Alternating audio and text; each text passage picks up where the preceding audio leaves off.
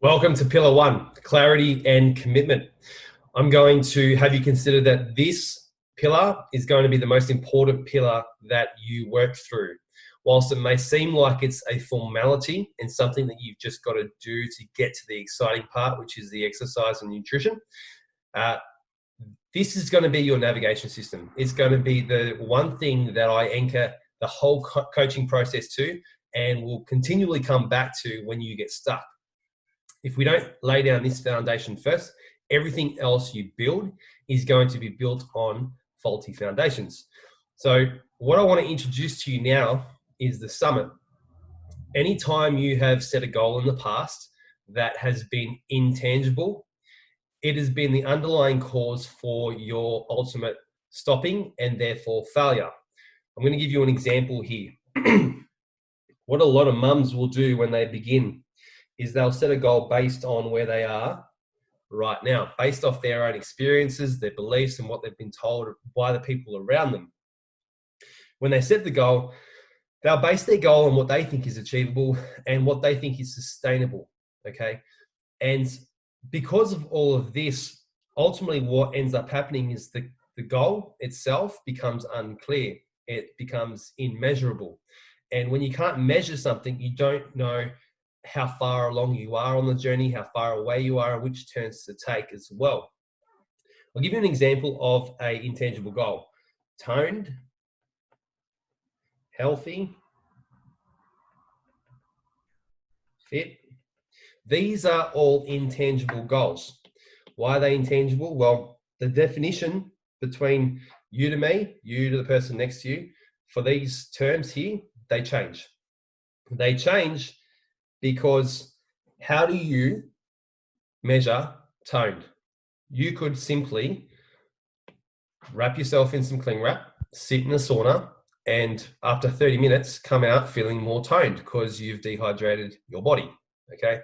So in this place, what ends up happening is you'll start a few weeks down the track, you'll feel a little more toned, and then you'll hit an obstacle, okay?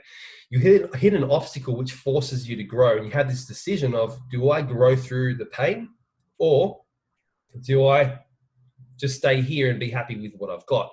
And most of the time, you will gravitate towards comfortability, and you'll gravitate towards less effort.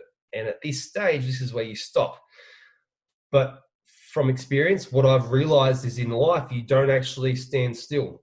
And what ends up happening is you reach the top, and then you become a bit complacent, and then you start to regress. And then you go through this cycle of progression, pain, regression, pain. Okay, and if you've ever really been stuck in this cycle, I have, that's a story for another day. You will constantly go between the pain of being where you are, the mum-tum, unfit, unhealthy, and then you will start to make progress, and then you'll hit the pain of discipline, willpower, motivation, and you just go loop to loop to loop, and that's frustrating. I want to break you through that. And to break you through that, it starts here. You need to set a goal that is tangible. A tangible goal is a goal that you can measure. Now, inside the Fit Mum method, that tangible goal is abs.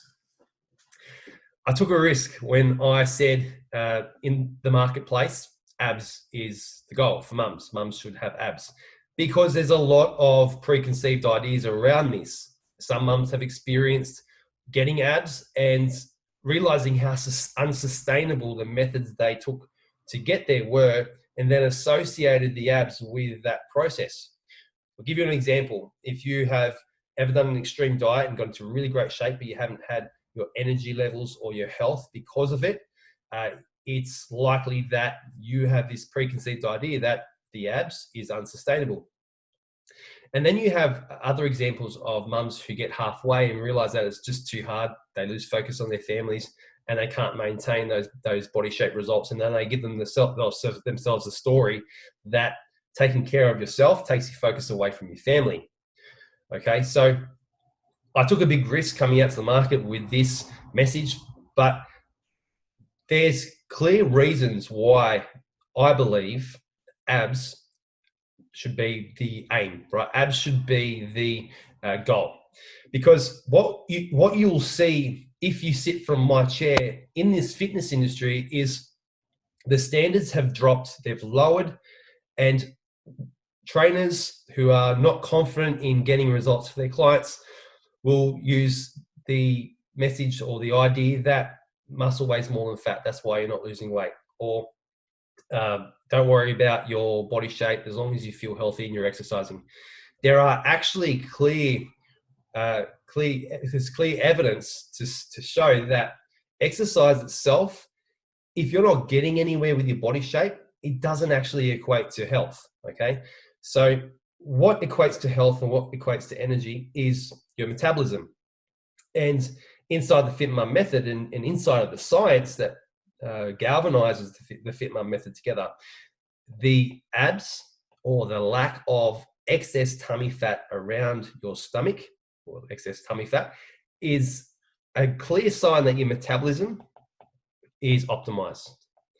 It is functioning correctly.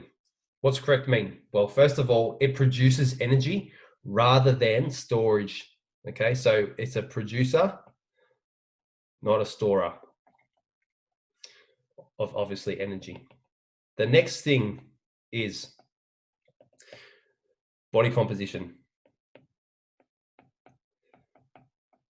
When your body has more fat than muscle, it's a clear sign that you're steadily losing that muscle mass, and that muscle mass is a underlying process that occurs as you age. So if you want to age at a slower rate and you want to be physical and able for as long as possible, then building or at least maintaining muscle mass is the most important thing that you can do every single day. It's kind of like a retirement plan. It's like saving in super.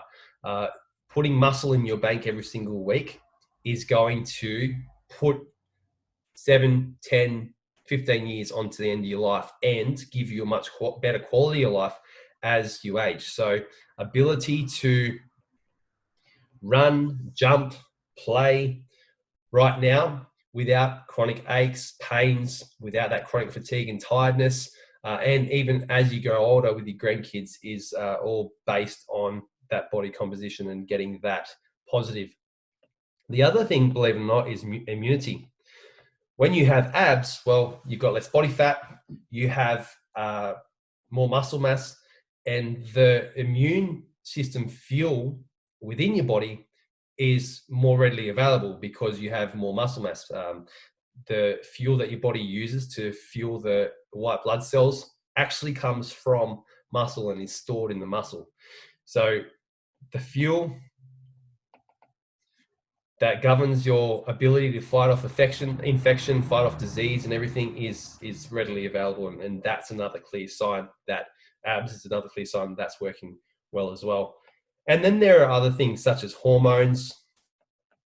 Okay, so youthful hormones, hair, skin, nails, everything starts to improve when you take the right approach to getting here. Obviously, there are less desirable approaches that can negatively impact all of this. But what we're going to do inside of the method is approach it in the right way. And what will end up happening for you is through each part of this journey, you're going to gain a new perspective and you're going to become a new person. And through that experience, once you get to the top, you're going to be able to sustain the result. See, I could give you the best meal plan in the world. I could give you something that will get you abs in 6, 12 weeks. But if you don't go through the process of learning for yourself, overcoming these obstacles here and here, then you're going to essentially be dragged up to the mountain to the top. And when you're dragged up to the mountain to the top, much like if you've ever seen Homer getting dragged up by the Sherpas up to the top of the Matterhorn, he just slides all the way back down. So I don't want to get you to the top and have you slide back down. I want you to go through the process of building skills, mindsets, and everything else that comes with what you need to stay here up to the top.